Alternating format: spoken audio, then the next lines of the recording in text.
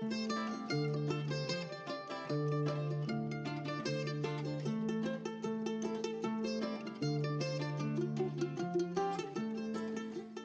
and welcome to the Buddhist Studies podcast.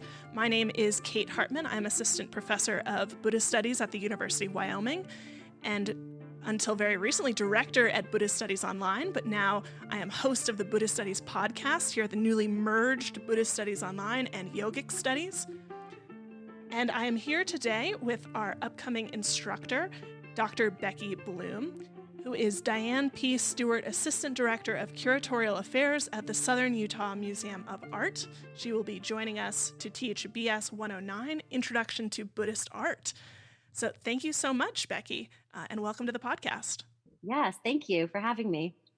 And just to start, congratulations are in order. You very recently finished your dissertation, and so it's exciting to call you Dr. Bloom. Thank you. Thank you very much. It's not lost its luster hearing it out loud. But we're our old friends, so I'll always sort of resort to calling you Becky, but Dr. Bloom is what I really should be saying. But so maybe you could start by helping our audience get to know you a little bit. How did you come to the study of Buddhist art? Well, maybe it was a past life, I don't know, something. When I was a teenager, I was always fascinated by India. So when I started college, I thought I was going to be an anthropology major, and I was studying abroad in India. That was my plan going into the whole college experience. And then I met, like my first week of school, met a couple guys who had just come back from the SIT Tibetan Studies program.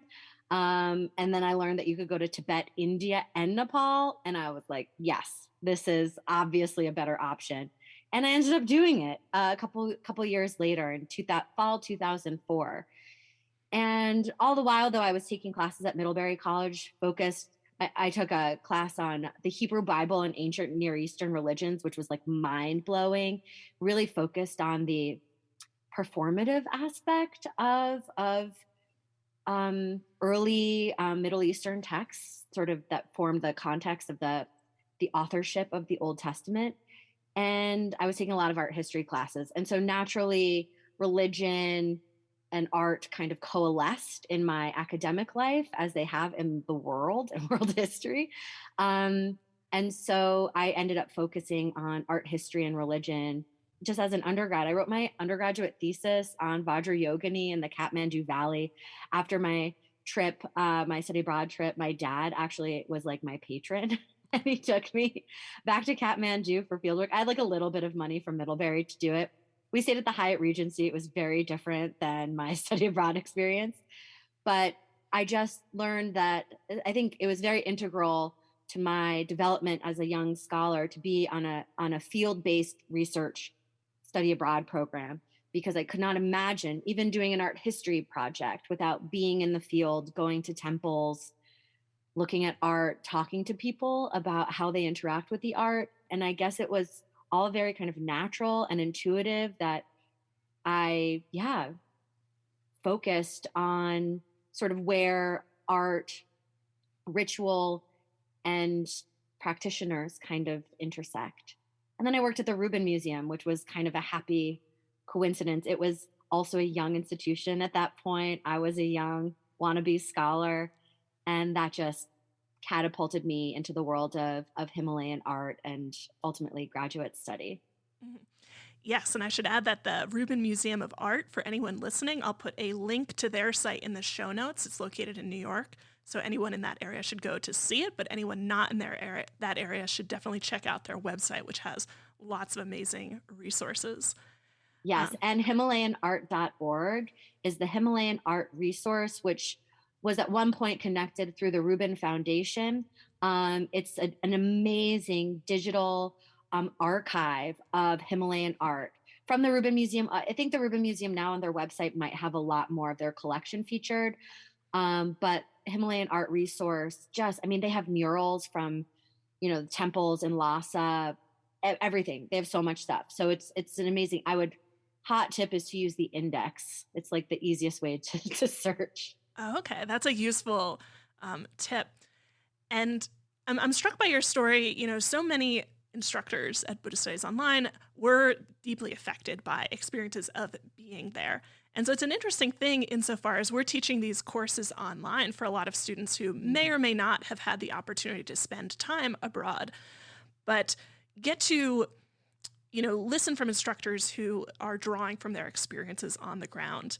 What were some of the ways that you saw art broadly conceived being used in the communities that you were studying at in the Kathmandu Valley? Yeah, so I guess the biggest lesson that I learned, because I went in being like, that Vajrayogini is a Tibetan Buddhist meditational deity, but she's also integral to like sort of the creation story, the origin story of the Kathmandu Valley and of Nawari Buddhism. She's connected to the Swayambhu story of the one of the big stupas that's on. It's known as the Monkey Temple. Monkeys there are terrifying. I have seen things that the monkeys do at Swayambhu. If anybody's been there, you're like, wow, I didn't think you could do that without an opposable thumb. But it's a magical place, and it's deeply connected to the sacred geography and the religious history of the Kathmandu Valley. And like Vajrayogini was said to have appeared to, I can't remember what teacher, but and transmitted like the Chakrasamvara Tantra. So she's so important both in sort of the world of Tibetan Buddhism, the world of Nawari Buddhism, but also she's understood to be a form of Kali, the Hindu goddess. So what I learned there, I went in with these sort of set questions and assumptions about the division between these different practitioners and communities, and kind of in a way, like territorialism, like at different Vajrayogini sites. And then I would go and ask questions like, who worships here? And it was like the stupidest question they've ever heard. They're like, everyone, like you're here. We just asked that like some of these temples have gone like back and forth between sort of Hindu and Buddhist hands in terms of what family is running it. But this right now, like at Sanku, which is maybe in the southwest of the valley. I can't remember exactly. Now it's been a long time. But they were like, it was in Buddhist hands. They're like, yeah, like Hindus are cool to come here and do their animal sacrifice as long as it's just like slightly outside the gate at that rock that you walk past. So what I learned is that the art is so important to ritual life. There are multiple identities, there are multiple uses, multiple understandings of a single artwork. We can appreciate it aesthetically. I can be like, wow, this is like an amazing example of like 14th century Nepali craftsmanship or Nawari metal casting. And then it has a different interpretation or understanding. The figure herself has a different interpretation or understanding depending on what community you come from and like what level of practitioner you might be. And so in a way it's diverse but also unifying, and all these ways that I wanted to distinguish and to create these boundaries between practitioners and practices just don't necessarily exist on the ground. And so it totally changed my mind, like perspective and my approach, and like the questions I was asking and the questions I continued to ask about. And I think that it's very much less about the object and more about the people who are engaging with it. And that's where I think the religious studies side of my art historical explorations and investigations kind of takes over. Mm-hmm. Yeah, so I'm hearing sort of two important themes there. One is that, often it's the case for people who are new to studying these traditions to try to figure out the broad categories and to kind of slot things into, sensible organizational schemes. And, that's useful if you're trying to understand these traditions, but it can be misleading insofar as when you get on the ground, people don't necessarily care about the categories that someone with a purely textual historical understanding thinks that they ought to care about. Yeah.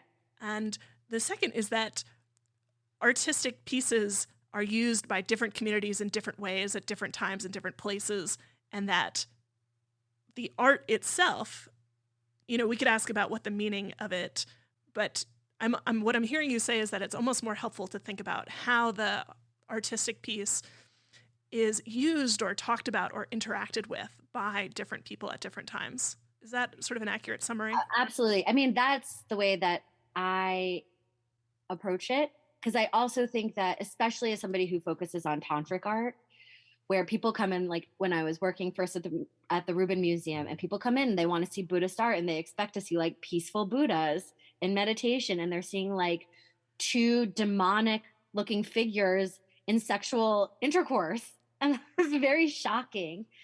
And so you have to kind of hold their hand and guide them through understanding how this is Buddhist. And I think, and then you can I used to kind of argue with Jeff Watt, who runs the Himalayan Art Resource website, that it's part of his mission, which I think is a totally valid and important mission, to elevate Himalayan art beyond just like, oh my gosh, there are like two demons doing it in this painting, so that people can understand the aesthetic masterpiece of it, and highlight it as art, the way that other religious arts, early Christian art or Byzantine art have been elevated, even though they are created within a very specific religious environment or milieu, patronized by, churches and whatnot. So I think that that's one important facet of art history. But I think at like an entry point, and I always want to highlight the people behind it. Whether it's the patrons, which also is connected to often with like the aesthetic qualities of it, right? If you're a king or a wealthy monastery, you're not going to have like a random artisan make your sculptures. You're going to get like the best. You're going to get the Michelangelo of Lhasa to come and paint your murals, right? Royal ateliers or imperial ateliers like in China, there's a reason why certain monasteries have these masterpieces, but everyday people had to get art too, just as they do today. So that's an important understanding. How to assess or evaluate artistic quality is also important in understanding the history of its use, and its and who commissioned it, who paid for it, right? Mm-hmm. Yeah, because this sort of category of art that we're talking about, and even assuming just by having it in the title of the course, assumes that there's one big category here, when there's all sorts of different levels, right? Maybe you're a pilgrim going to a pilgrimage site and you get, an image that's stamped from a woodblock print, and there's, hundreds of thousands of these, only of which a couple survive. But then at the highest level, you have things that are the equivalent of, the Mona Lisa, very, very expensive, very, very rare. Most people probably wouldn't have seen them. And sometimes the ways that we talk about art neglects that it exists at all of these different levels. How do you sort of approach that in your work? I think that first of all, this elevation of Tibetan art into the realm of art has been documented. Obviously, maybe not obviously, it's part of the colonial history of South Asia and East Asia, for that matter, how art has, and Southeast Asia, all of Asia, how art has come to be in public and private collections, and how connoisseurship of these objects has been developed over time, largely by Europeans and Americans.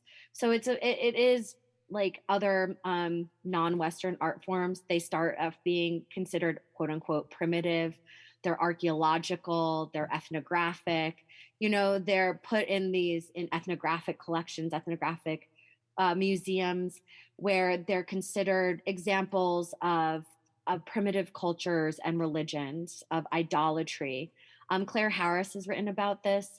Donald Lopez has written about this, a lot about how, Claire Harris's book, Museum on the Roof of the World, like the first half of it really traces, especially how a lot of art came to the UK after the Young Husband Affair in 1904. So like when the British kind of tried to force the Tibetans and the government of the 13th Dalai Lama into trade relations.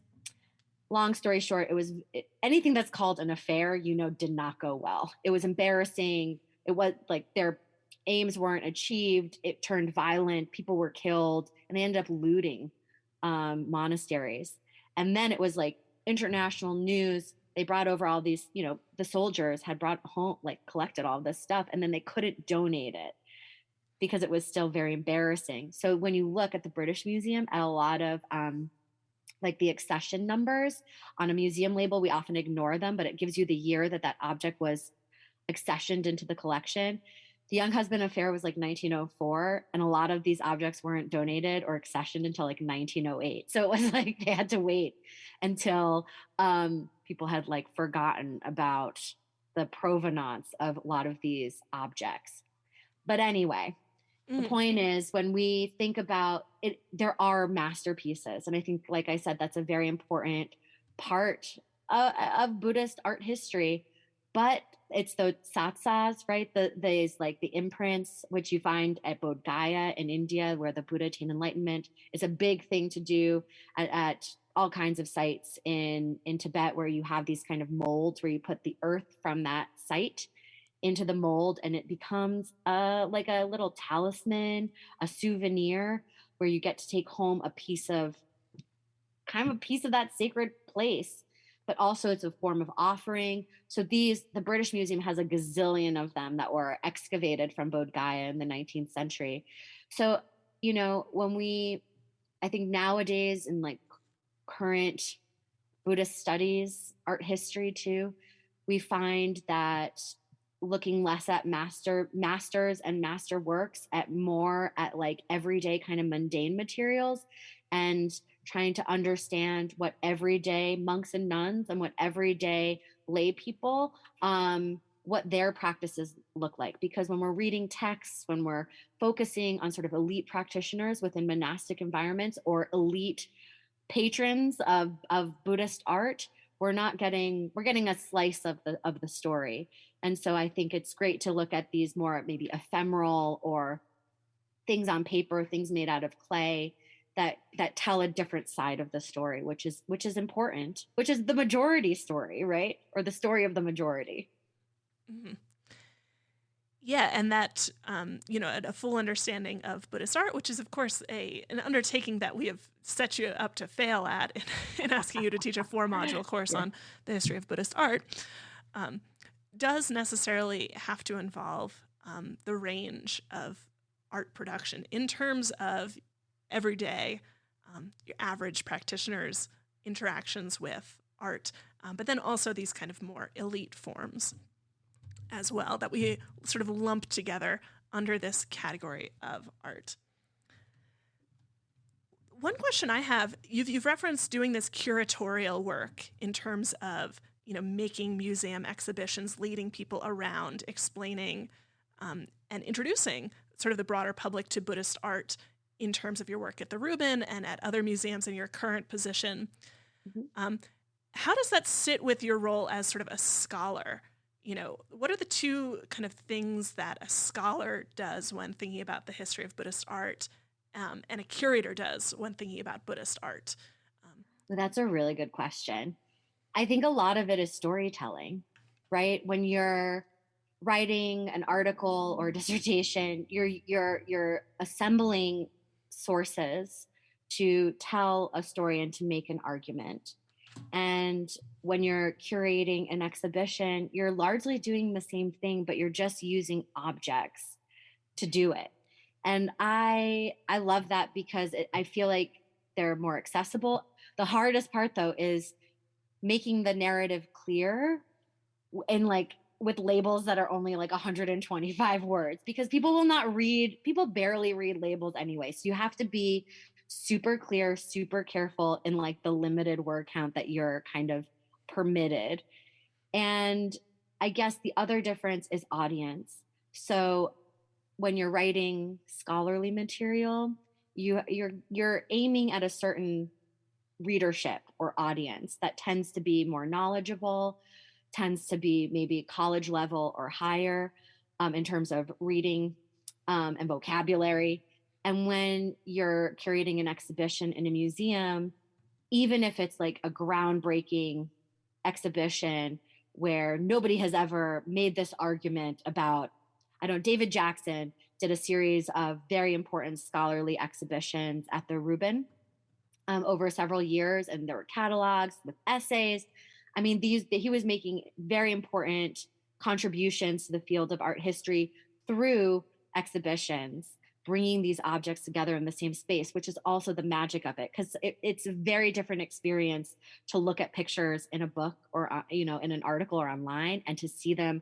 The connections, I think, are much stronger when they're in a shared space. But you also need to make that scholarly material accessible to a general audience, which is a completely different writing style. But I think it's really exciting because, I don't know, I think that's what I love about museum work, is that it has a much broader audience in terms of demographics, in terms of age.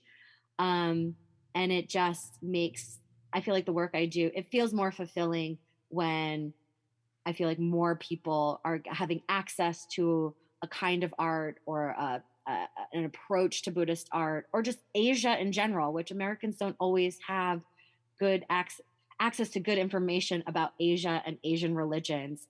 And so that helps me like fulfill my larger like life goals of like educating Americans about religions and cultures that they would otherwise have little access to.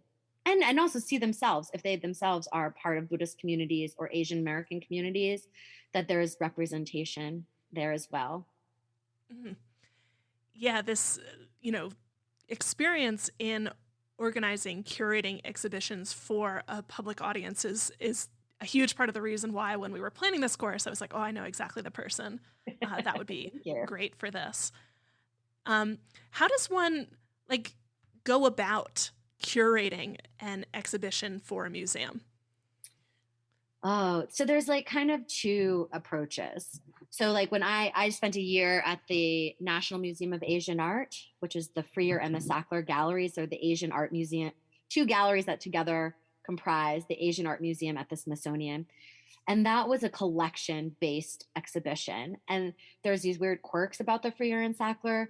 There are two buildings. One was built, the Freer was built in the early 20th century, and the Sackler, I think, in the 80s or the 90s. One is underground, one is above ground, and they're connected by like a tunnel. And in Charles Lang Freer's like donation contract to the federal government, he said like these objects could never leave the building, so they aren't able to be loaned to like other museums for exhibitions. So I think the tunnel allows some of them to be brought into into the Sackler Gallery. But we had this sort of mandate. It was an exhibition funded by the Robert H. N. Ho Family Foundation for Buddhist Studies, and to make a sort of an introduction to Buddhism exhibition. And we had this shrine room donated by Alice Kandel. That's a Tibetan Buddhist shrine room. So how that was one approach, was like how to tell different stories, pulling things from a permanent collection. So you have to kind of see what you have and what's been slotted for another exhibition elsewhere. That was kind of a challenge, negotiations with other curators, but how these sort of themes kind of arise, and you begin to kind of group things and construct a narrative. There are two immersive spaces too. So also considering other ways to kind of tell the story through different media. So that's one side, when you're like, okay, this is a collection based exhibition for this museum. The other one is, I am a curator and I want to do a show about the bardo, right? The in between state between death and one's next life in the Tibetan Buddhist tradition. And I want to put this on. I've got a great collection here at this whatever institution, but I want to bolster that with these other key pieces from other public and private collections. And that is where like a lot of research goes into, and you have to be familiar with other public collections. You have to be friends with private collectors and gallery owners so that you can get the best objects. That's kind of the fun thing, because there are constraints, but fewer constraints than just working within a single collection. You're like, these are my dream objects. I'm going to pull from the Brooklyn Museum, from the Cleveland Museum of Art, from this private collection and this gallery to create the narrative of my dreams, the exhibition of my dreams, and then you have to like make a budget, and then you're told no, you can't spend $50,000 on shipping fees alone, so then you have to like reduce it. So that's also a game of negotiation when it comes to money. But so those are kind of like the two ways of creating an exhibition, and just two kind of methodologies. But usually it takes, especially for a loan show, you have to plan those out like years in advance, doing the research, making those connections, making sure that the Brooklyn Museum isn't doing a show that needs that object that you want. So it's people, when exhibitions open, I guess it's largely like when a book is finally published or a dissertation is finally submitted. It's the result, unless you're Donald Lopez, in which case you just like have always have books coming out. He's my advisor, so I can say that of his like insane productivity. But usually these are projects, whether it's a book or an exhibition, that are years in the making. Mm-hmm. And then, so you've got a collection-based one where you're sort of looking at the stuff that you have and kind of building out a story from that. Or you can start with the story you want to tell and find images wherever you can get them that help tell that story. And I think exactly. I was pretty late in the game when I realized that I had been going to museums all wrong, and I was just, wandering from room to room in no particular order, saying, "Oh, that's pretty too. I like the colors on that one," without realizing that people like yourself put in a lot of work and research and expertise into, telling this kind of story, or even making a certain kind of argument by drawing out particular kinds of images. I think your point is well taken too. Like, visitors interact with art differently depending on their interest, depending on just their mood that day, depending on their age. I've always loved giving tours to little kids, because they have there's no pretense. There's no like, oh, I don't want to answer the question because I'm afraid I'll be wrong. They're like, that's red, that symbolizes fire. And you're like, exactly. Like they know there's so much in Buddhist art that is just layered with meaning. And just as as a practitioner approaches or understands a Buddha image differently, so too do visitors kind of approach a Buddha image in a gallery differently and notice different things. It's really exciting just kind of asking people questions about what they see, what they notice. And that's like very much how a lot of museum education pedagogy starts. And when I was at the Rubin, having just graduated from college, and I like knew so much about mandalas and all this stuff, and to think like, wow, we're just breaking it down into shapes and colors for these kids, but that's also what a mandala is. And then you can go deeper and deeper and deeper. So I think there are a lot of parallels between how different museum visitors approach a Buddhist object and the way that different visitors might also approach a Buddhist object. Just understanding that there are different ways of understanding and engaging with artworks. I always relate it to my Italian Roman Catholic grandma. Yeah, like when she goes to church, she goes to mass. It has certain meaning for her. She participates in certain rituals. She lights her candles. She probably notices certain saints, recognizes the crucifix, Virgin Mary, maybe knows like Saint Francis or something like that. But is she an expert in Catholic iconography? No. Does she understand all the intricacies of theological layers of Christian doctrine, Catholic doctrine? No. But can she recite the Nicene Creed? 100%, right? So in any tradition, there are going to be different kinds of practitioners engaging with doctrine, ritual, etc., as well as the artwork as part of that. Mm-hmm. And all of these different ways of engaging with a piece of art are not necessarily, it's not necessarily helpful to think about them in terms of right or wrong. No. Right? That, we could say, oh, your grandma, she doesn't know the meanings of all of these specific symbolisms, like she's a bad Catholic. Or we could say, no, like look at the ways that she is engaging that are historically very, very common, and that she draws meaning from, and that, it's part of this overall experience. And also there are other ways of engaging that other people would do as well, right? It's not as though one is better or worse than the other. Absolutely. And, you know, these are questions that I get a lot on museum tours by people who might be practitioners themselves, or maybe know a little bit about Buddhism just because we live in a culture that is, Buddhism is like in the air a little bit. And I remember giving a tour at the University of Michigan Museum of Art. They have a collection of tankas, and that was displayed my first year there. And somebody asked, I thought that Buddhism had no ritual. And I was like, oh, friend, come with me on this journey. Buddhism is almost all ritual. And one of the things about like Zen too, and we'll talk about Zen in the course, especially portrait halls, is that they spill a lot of ink over talking about how they're outside like the words of the sutras, right? Like there's the difference I always talk about to students too, the difference between the sort of theory and what happens in real life in practice. And there's gonna like it's and then you also, I'm sure you get these same questions, but I thought Buddhism was a philosophy. And you're like, yes, there is Buddhist philosophy, but it's also a religion with ritual, with practices, with beliefs. And I think that art is such an important part of that because it really is this entry point into thinking about ritual, and also highlight some of the contradictions um, inherent. Contradiction makes it sound negative. It's just the healthy. It's Mm-hmm. religion. Period. Welcome. We are rife with contradictions. Mm-hmm. Um, you know, like, is the Buddha present? But I thought that there was no self, or that there was emptiness. So, like, well, is this Buddha image the Buddha?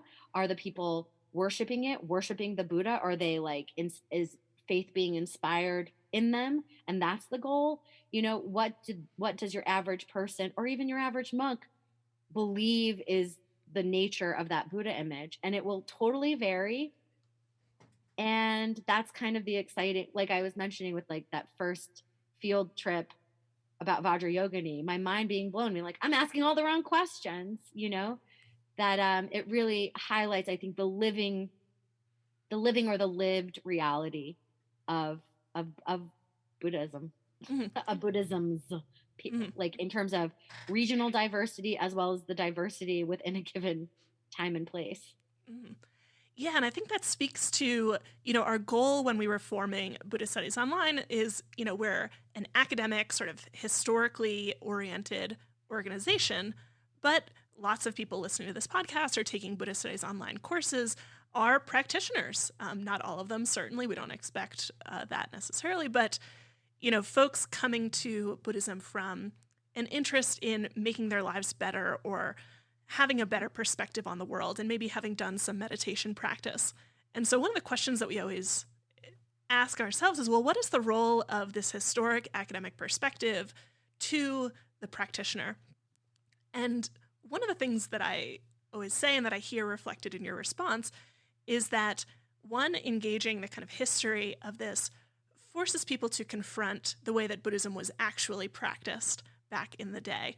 And it continues to be practiced at present. And that in that process of engaging, you're forced to confront some of the stereotypes about perhaps what we'd like Buddhism to be, right? Many Mm-hmm. people who encounter Buddhism in the modern world have these ideas of what Buddhism should be. It solves all the problems of what you don't like about X, Y, or Z. And, you know, there's a lot of value in that for a lot of people, but it can also mean projecting what you want to be true onto the Yes. history of Buddhism. And I think material culture really disabuses a lot of people of assumptions or sort of stereotypes, or maybe just some of the information that they have received through different sources. Um, when I took my husband to Tibet on a field work trip, my final one, it was a really big deal that we were able to get into Tibet. He had never left the country. Probably should have started with like England or like Italy, but we went to India, Nepal, and Tibet. And I'm like, like this is the greatest like 16 days of my life to be in Lhasa. Like couldn't believe we like almost didn't get visas. They like stopped giving visas the day we received ours just randomly. I was pretty prepared to be kicked out at any point. I tried to like, not that I speak like good Tibetan anymore. I've been focusing so much on classical Tibetan that my like colloquial Tibetan, now I just speak like cute like kindergarten Tibetan, which at least people find endearing. Mhm. but I didn't want to speak Tibetan because I didn't want to like draw attention. So we go to the Patala.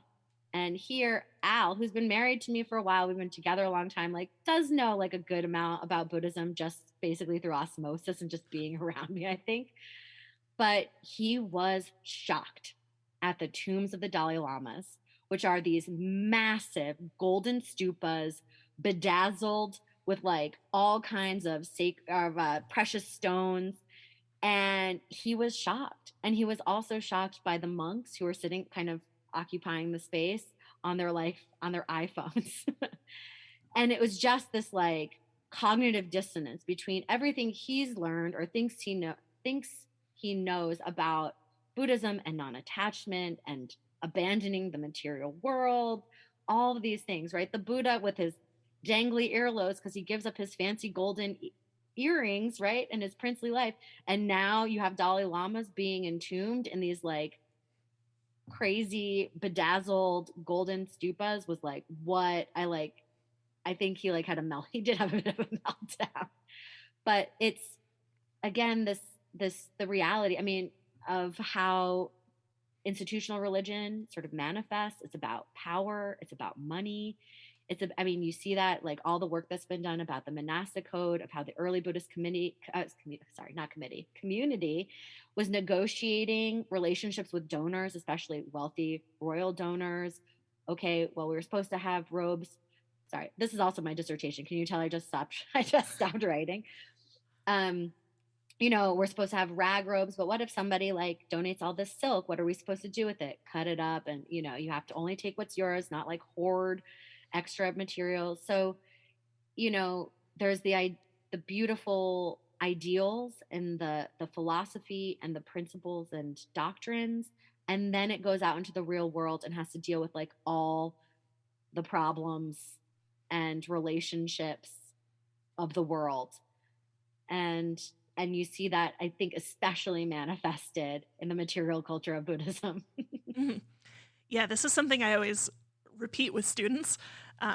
Buddhists are human first and Buddhist second.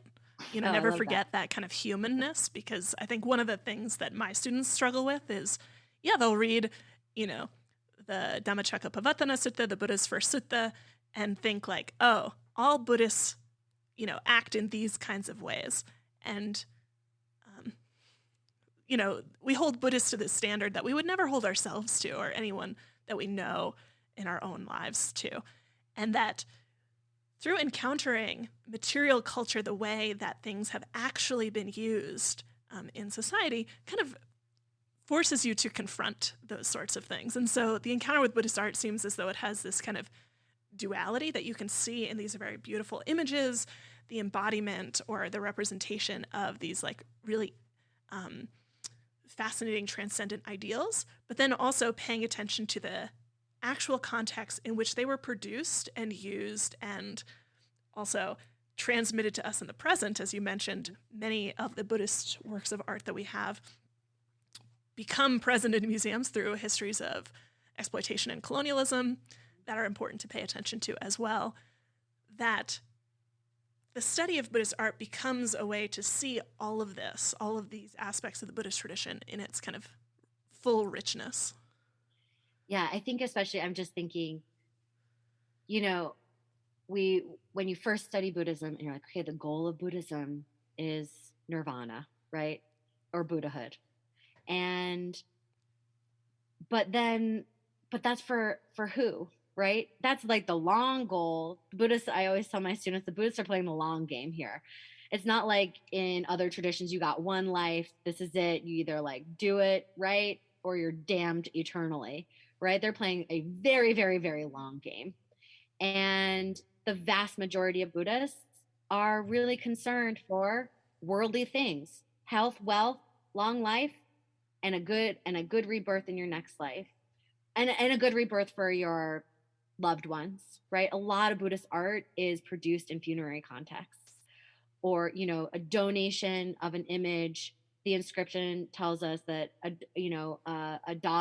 noble daughter dedicated or commissioned this for her deceased parents. So the dedication of merit, like merit making, is such like the central part of the vast majority of the practice of Buddhists. Hmm. I'm trying to figure, you understand what I mean. Yes, It the is practice the of actual Buddhists major, in yes. history. And art is such an important part of that because it's an important donation. And just like anything in any tradition, you want your name to be on that whatever you're donating, to be connected, so that you're the one, or your loved ones are the ones making the merit produced, or getting the merit that is produced from that donation. So I think art is just a really excellent way to highlight, and I mean, archaeological material too, like Gregory Chopin. I'm sure we're all fans of Gregory Chopin. You know what he's shown with inscriptional evidence at like old pilgrimage sites. Who's donating the stupas? It's not even like the smaller votive stupas. It's average monks and nuns. You know, it's not necessarily kings and queens or merchants. It's a lot of average people, or maybe a community of people who are throwing down money to donate something that you get like extra merit if it's at like Bodh Gaya or something like that. So, and the other thing, sorry to segue quickly, that material culture is so connected to is pilgrimage, which is by far the most universal practice among all Buddhists across all places and all times, whether it's pilgrimage to the sacred sites of the Buddha's life in India, or more local or regional pilgrimages. Material culture, we've already kind of made reference to it with like leaving the tsatsas, or the clay molds at different places in the offerings, but material culture is absolutely essential or central to pilgrimage practice as well. Mhm. As someone who, deals with the history of pilgrimage, we love to hear that. Although, what's Thought you interesting wanted. about my own research into the history of pilgrimage to Kailash and other important Tibetan mountains is that um, those are precisely the pilgrimage sites for which we have so little material Mm. culture remaining. And so um, that's always, the first question I get asked when I'm giving talks on the history of pilgrimage to Kailash is people ask about material culture. And I wish I had more kind of materials to talk about, but it's definitely, and hopefully more things will come to light. But it's one of the sort of things that I wish that I had more of. If I could kind of go back to any place and time in history, it would probably be like the 16th or 17th century, go to like a pilgrimage marketplace outside of Tisei and, see what was for sale, or what people were looking at, or what people were doing. But, Yeah, I think probably a lot of that is ephemera, because it's like the same tchotchkes, the religious tokens, the little talismans, this everyday material stuff that might be made of paper or thread or fabric that doesn't last through the years, but that are the same if you go like to so many places, to Mexico, to to a sacred place with the Milagros, or Spain, that there's pilgrimage material culture. There's like something similar across the board. Lots of we found, or we people have found like replicas, or a little of Bodh Gaya, the temple where the Buddha achieved enlightenment, and they're scattered throughout the Buddhist world. So we know that that was like a tourist, a pilgrim's token, kind of like when you go to the Empire State Building and you get your little Empire State Building to take home with you and put on your fridge. And this actually helped the British reconstruct it, because they knew it had become in ill repair. And so this gave these little, pilgrimage, these mini Bodh Gayas or Mahabodhi temples, help them figure out what the original structure might have looked like. mm-hmm. That's so cool. And yes, I um, love like reading, as someone who's primarily a textualist myself, I love reading the history of Buddhist art for just like what these fantastic images or sculptures and things can tell us, that the textual history really is going to miss. Mm-hmm. And so, I think that speaks to sometimes I, as a textualist, am intimidated by the history of Buddhist art. And I imagine a lot of people listening may be as well. especially because the study of Buddhism in America tends to be very text-based, very philosophy-based, very oriented towards meditation and practice. And so I think I'm not alone when I say, like, the history of Buddhist art is so large and so intimidating to me that I'm really excited to take this course, and I think a lot of people will be as well. And one of the reasons that I'm really excited about it is your approach to the course. You know, when we talk with an instructor about teaching a course like this, half the fun is seeing how they approach it. And so I really like the way that your goal seems to be, and you can talk about this much more intelligently than I can, but seems to be giving people pathways into encountering and reading and interacting with Buddhist objects. So maybe if you could say a little bit about the approach that you're going to use in this course, and why you chose that approach. Yeah, so it's very intimidating to teach an introduction in only 4 classes. Yes. Or only four lectures. And I was kind of inspired by this. I somehow avoided taking like survey classes in undergrad. Instead, I took this class called Monuments and Ideas, where we looked at like the Arena Chapel, the Giotto's Arena Chapel, alongside Michelangelo's Sistine Chapel.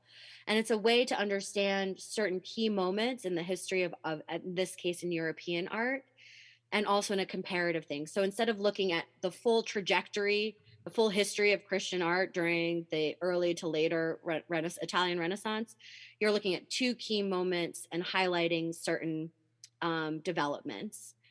I don't know if I'm doing this as well in terms of comparisons, but I decided to do kind of have like 2 key objects, if you will, one object and one like landmark. So we're also bringing in architecture, which I think can often be overlooked in art classes, art history classes.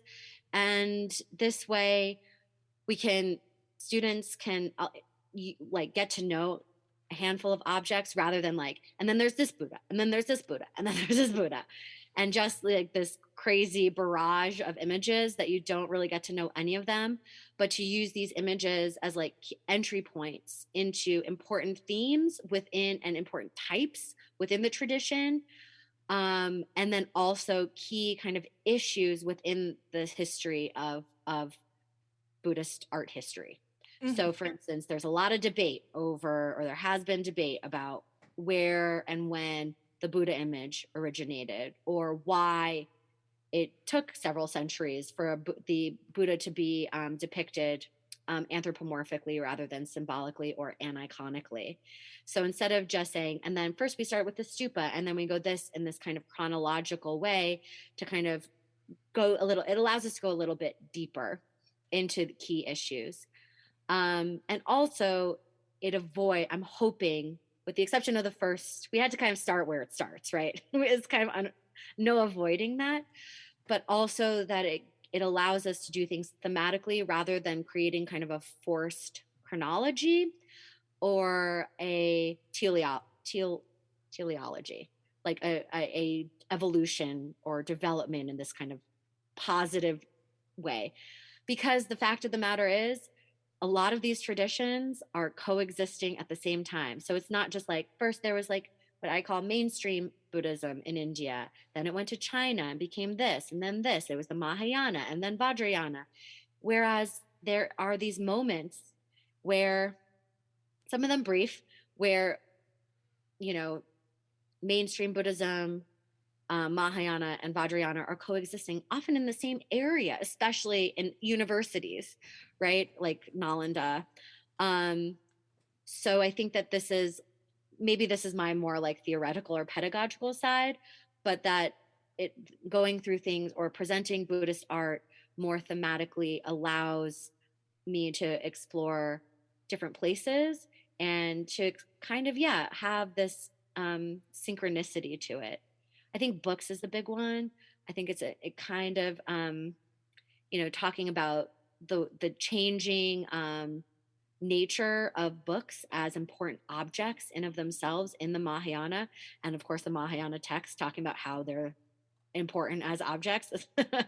But Hmm. then in Thailand, you have traditions, and in Burma, you have traditions of books being important objects in of themselves. So this it allows me to kind of talk about Tibet and early India and contemporary Thailand and 19th century Burma all at the same time because books are important across Buddhist traditions in slightly different ways. Hmm. Yeah, I'm reminded of Charles Hallisey, who is one of my advisors. Always asks this question, how can we teach Buddhism as more than the history of one damn thing after another?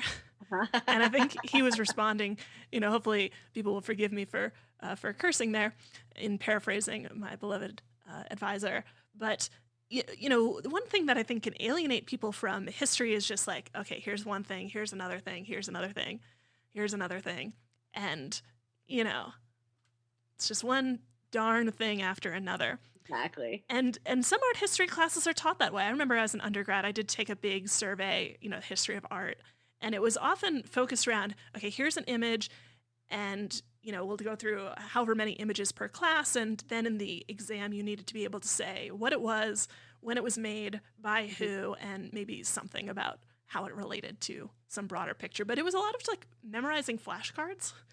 So Um, much. And I have all these mnemonic devices. Okay. This house in the picture and this painting has 7 eaves, which means it was painted in 1917. Like, I actually retained like a lot of information for modern art, which is serving me in my current position because I am a curator of all things now.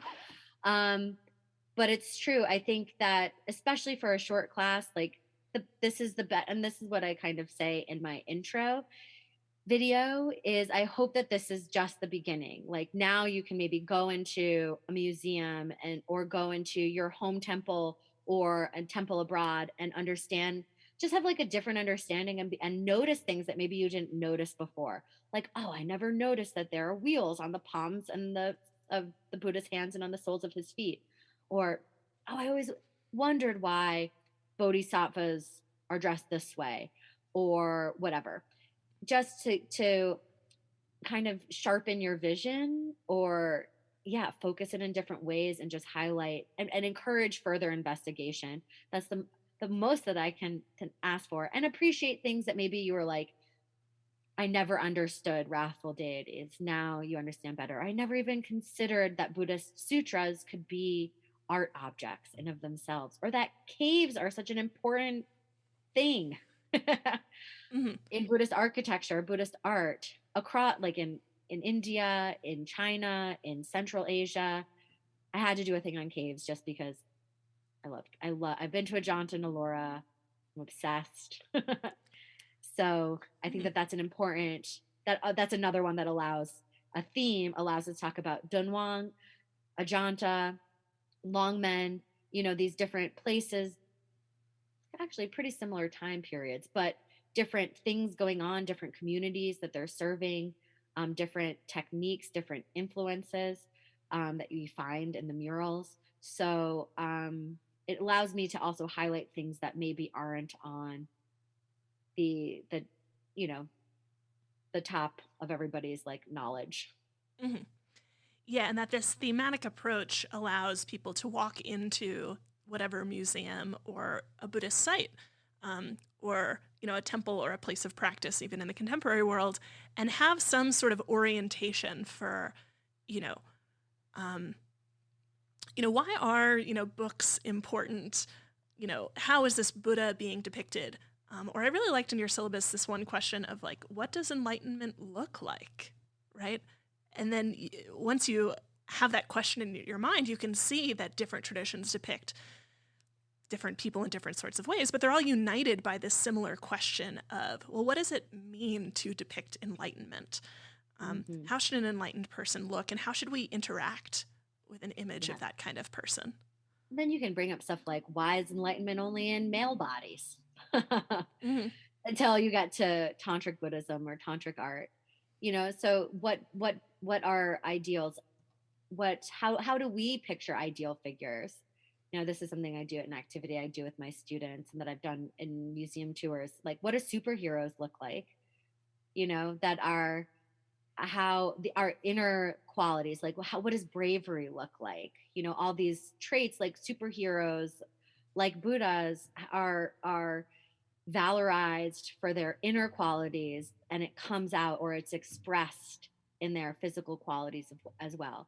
Well, there's, they have strength, but it's never just brute strength, right? They have to be smart, or brave, or uh keen on figuring out. I don't know, I'm like not very good at superheroes. Mhm. That's pretty much where my expertise ends. I'm like, they're brave and strong. But same thing with Buddhas. Like, how does the physical body of the Buddha reflect his inner qualities? And what is that meant to inspire in us Mhm. as viewers and people who are practitioners, potentially, who are engaging with these objects Mhm. or images? Yeah, so by studying some of these key themes and objects that kind of exemplify the theme or different ways that the theme is approached, people who take the class will have, an ability to ask these kinds of questions that don't necessarily have easy answers. Instead, in fact, they generate more More questions. questions, for sure. But, you know, as you said, you hope that this is a first step, or something that just, opens your eyes and sparks further curiosity. Yeah, because especially like a lot of, especially art museums, like the Metropolitan Museum of Art, they have like a very small gallery dedicated to Himalayan art, and there may be a special small exhibition, but you're not going to get a lot of interpretation or explanation in many galleries. Maybe Asian Art Museum, like a more Asia focused um, museum. The Philadelphia Museum of Art, they redid their South Asia galleries a couple years ago, and they're like, oh, amazing. Um, but you're not always going to get the interpretation to explain things. So now you'll like have your own explanations, the foundations of them anyway, in your mind, so you don't have to just resort to the internet. Although the internet can be useful, it is good to come in again with like this kind of set of questions, which I also lay out, actually, kind of some key questions in my introduction, of like, who is this, or what is this, who made this, or who had it made, where and when was it made, and then how was it used? These kinds of, which are questions that now they're obviously way beyond Buddhist art, but just keying into these different like we've been talking about this whole time.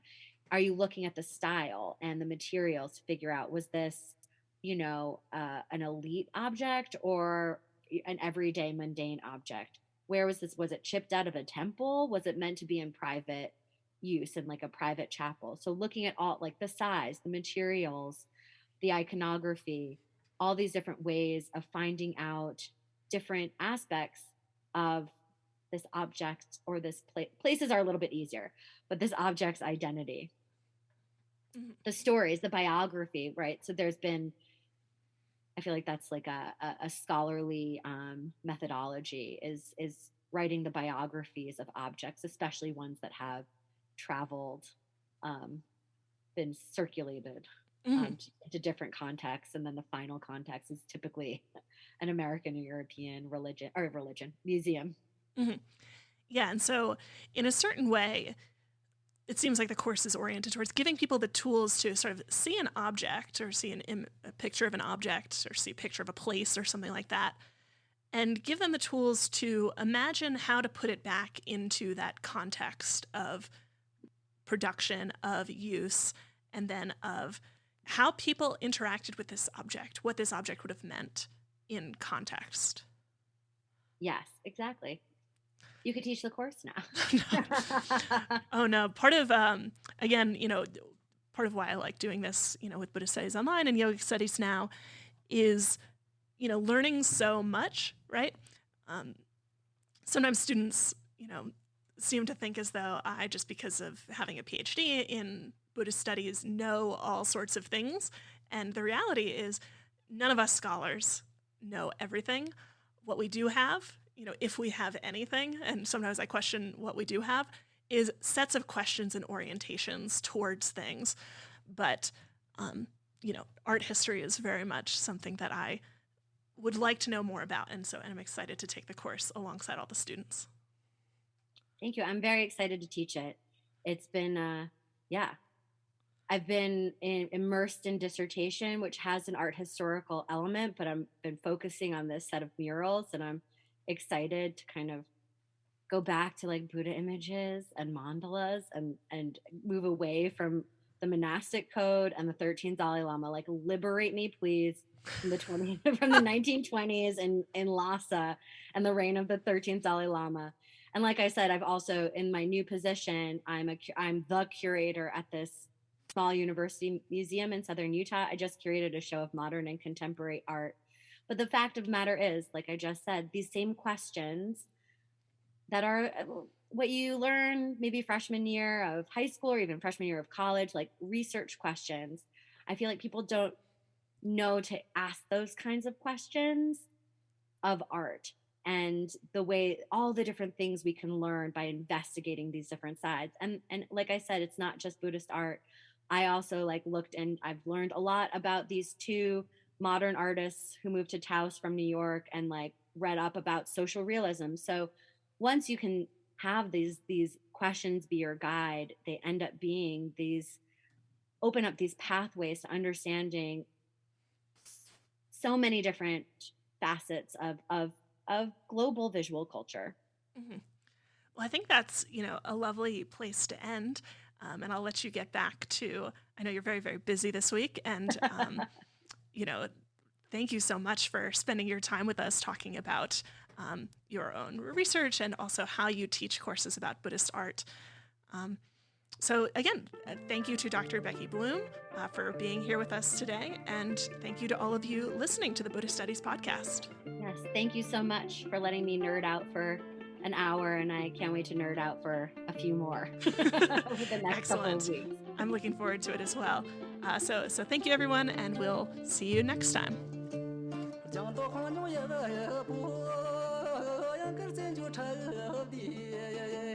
Cheta ni se mai ka chung la ga cha